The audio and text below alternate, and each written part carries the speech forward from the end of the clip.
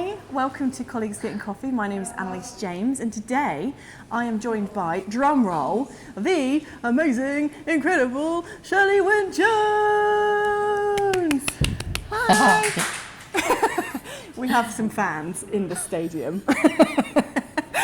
Hi. Hi Annelies, how are you doing? I'm very good, How are you? Yep, great. So, what we're going to talk about today, because I want to do some things that's insightful for our viewers, but I also want to capture some of your essence. Like, I've worked with you now for 4 years, used to run Destination Southampton. For me, you're like the events queen.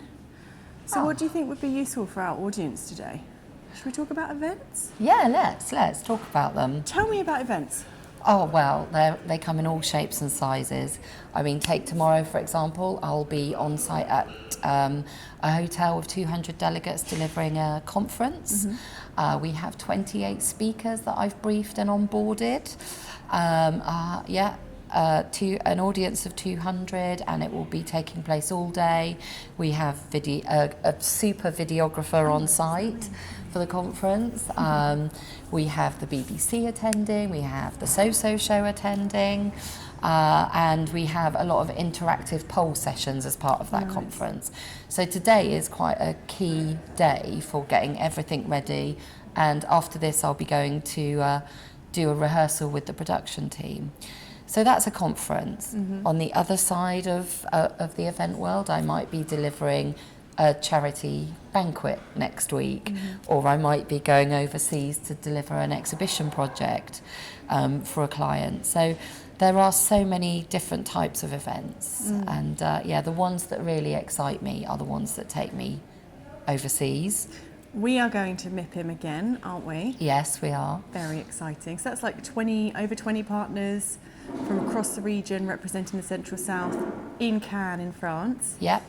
That's amazing. Yes. So the event itself has over 20,000 delegates attending, mm-hmm.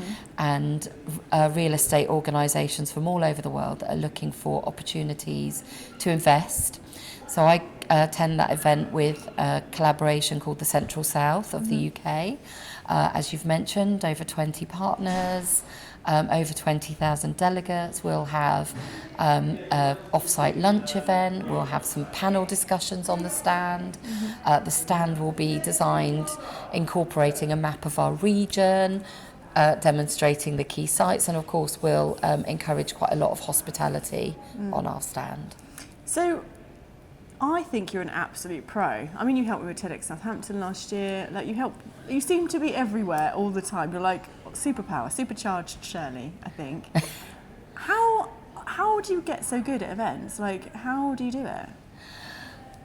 I think that naturally, if you are a very organised person, events should come easy to you, and foreseeing what needs to happen to make an event happen and be successful would come naturally to somebody organised. I myself have been delivering events since I was about 18, so for quite some time. Like 5 years then? 30 years. So for quite some time now, and I'm still learning things. So the pandemic, for example, I wasn't really a pro at delivering online hybrid events or virtual events for clients. It wasn't my thing. I much prefer the face-to-face in a conference room, in a venue, with real people. But I had to pivot and change what I knew as an event director. So I'm still learning, and now I can do virtual and hybrid events, and I do enjoy them. But yeah, I think just being a really organised person has really helped me focus my mind when I'm about to deliver a large event, and planning, giving yourself enough time to plan something. I personally try and work to a 6-month rule if I've got a major event, and I work to a project timeline within that 6 months, and I make sure that everyone working on that event with me knows what they're doing for each of the months leading up to the event. And as we get closer, that becomes a weekly task. So from 12 weeks before the event, week 12 before the event, what is everyone doing? Yeah, I have to say, because I've literally worked with you on a bunch of times, and literally every time I'm like, how did she even think of that? Oh, like you've always thought of everything. It's absolutely insane. Like your brain must be like Rain Man. of Yeah. events. Maybe. I mean, I do try and have space. So I try and have days in the office where I don't have anything in my calendar. I'm not going on Teams to do any meetings. I'm not going to do site visits. And I just at least once a week have a day where I can think, I can rewind, I can double check the next event that's coming up, that I'm at the right place. So at least once a week I have a space day, basically. I think that's really good though, brain space generally, because I'm exactly the same. If I get too into editing or too into event delivery or anything that I'm doing, social media content, like if I don't have the space, everything just gets all clogged up. I think it works across the board. I think especially since the pandemic, for some reason, my brain is more foggy generally. Yes. I feel like lots of people are actually, weirdly. Yeah, we've filled our brains with way too much. Yeah, because we got really used to loads of content during the pandemic, I think, and now I feel really oversaturated, so I just need time. I mean, the pandemic has changed events without a doubt.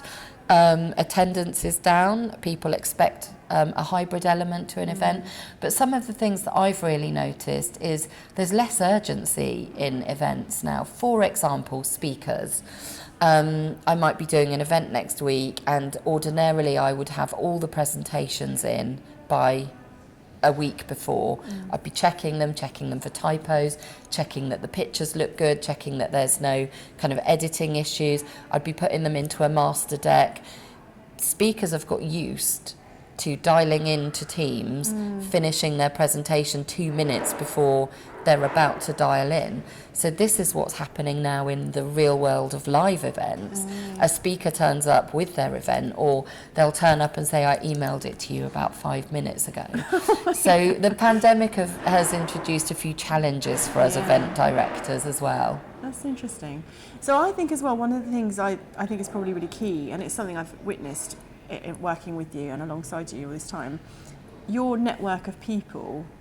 Like even today, we're at Moxie. It's beautiful. We love a bit of Moxie, don't we? Yes. And it's Very a beautiful stylish hotel, right smack bang in the middle of Southampton, right by the dock. Beautiful and just quirky, isn't it? Look at this, shipping containers. And you just, oh hi, can we go? Yeah, no problem. It's Shirley. Like your network is amazing. I've been very lucky, Annelies. I ran Destination Southampton for over 20 years.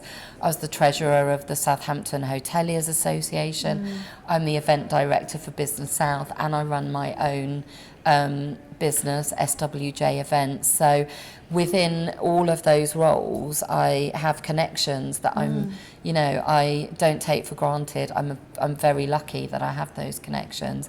And it does mean that within business in Southampton, if I need to use a venue, I find it a lot easier because I'm already connected with those people. And that's part of the reason why I do what I do. So if someone is looking for a venue, then they save themselves time, effort and energy by asking me to do it for them. And also I'll be using somewhere with a team that I know, with a general manager that I know, with connections that I know, with suppliers that I know. It's all trust, isn't it? It's all trust. Yes, it is. And experience. I mean, I like using new venues and new suppliers, but I very much am more comfortable with those venues and suppliers that I've known for a long time. Oh my God, mate, I love it. So if I can get one top tip, either for maybe keeping your network warm, keeping those connections nice and toasty, or something about events, just one top tip for our viewers watching about just something you'd say. I probably have got more than one top tip though. We're gonna have 10 top tips if you like. And then you'll choose the best, okay? Any amount of top tips you got. Being organised, and as I've mentioned, if you've got a big event or you've never done an event before, give yourself 6 months. When you start planning that event, if you think, oh, I need to start planning an event, don't say we're going to have it in 3 months' time. Give yourself the time and the space to plan it properly. Dot the I's, cross the T's, and write yourself a project plan, a project timeline plan, which goes through everything you need to do between now and then. But my other top tip is why do that yourself? when you could get me to do it for you. Actually, I was just thinking, why would I even bother? Like, Shirley, can I just... Even, actually, I ask you all the time, because I'm like, Shirley, I need this. Do you know someone there? And you just, like a walking encyclopedia of people and events and planning and environments. And I'm like, yeah, where's Shirley? So that's my top tip. Use Hire Shirley. me. There you go. Amazing. Thank you so much for your time today. And Oh, I'm it's going a to let you pleasure. put your roller skates on and go and organise your next massive event that I'll see you at tomorrow. Which, is in just a few hours. Amazing. Thank you so much, darling. Thank you.